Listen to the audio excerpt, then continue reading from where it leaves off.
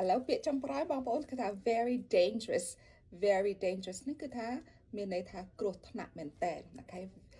very dangerous the road can be very dangerous ផ្លូវឬមួយខ្នល់ហ្នឹងពេលភ្លៀងពេល snow ឬមួយពេលអ្វីវាអាចធ្វើឲ្យមានគ្រោះថ្នាក់មែនតើ the road during the monsoon season ឬមួយ during the blizzard បងប្អូនចង់ដាក់ពាក្យអ្វីជំនួសនៅក្នុងហ្នឹងក៏បានដែរ the road can be very dangerous ឥឡូវ very dangerous គ្រោះថ្នាក់មែនតើហ្នឹងយើងអាចយកពាក្យ hazardous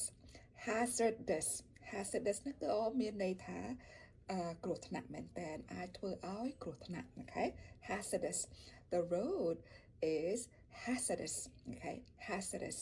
hazardous អូខេអាហ្នឹងគឺថាគ្រោះថ្នាក់មែនតើឥឡូវបងប្អូនសាកឡើងវិញ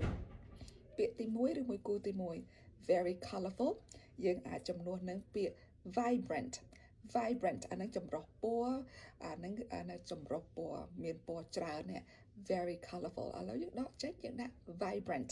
vibrant ពាក្យទី2ឬមួយគូទី2 very simple អានឹងសាមញ្ញឥឡូវយើងដក very simple ចេញយើងដាក់ elementary elementary ហ្នឹងប៉ុន្តែដល់ពេលក្នុងភាសាអង់គ្លេស elementary អូខេ elementary ពាក្យទី3 very complicated ឬមួយ very complex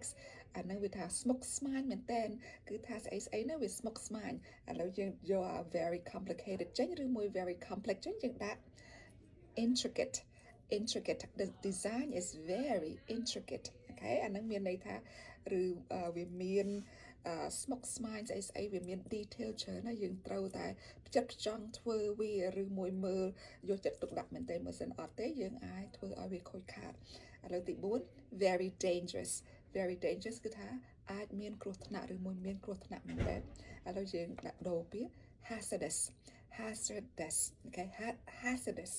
hazard ហ្នឹង hazard ហ្នឹងគឺថាគ្រោះថ្នាក់មែនតើឥឡូវនេះសង្ឃឹមថាបងប្អូនប្រុសស្រីបានរៀនពាក្យអស់នេះជាមួយនឹងនាងខ្ញុំខ្លះគឺថាពាក្យអស់នេះដែលយើងអាចប្រើប្រាស់ឬមួយជំនួសទៅគ្នាវាទៅវិញទៅមកបងប្អូនដើម្បីឲ្យបងប្អូនបានរៀនភាសាអង់គ្លេសហ្នឹងបានច្រើនឡើង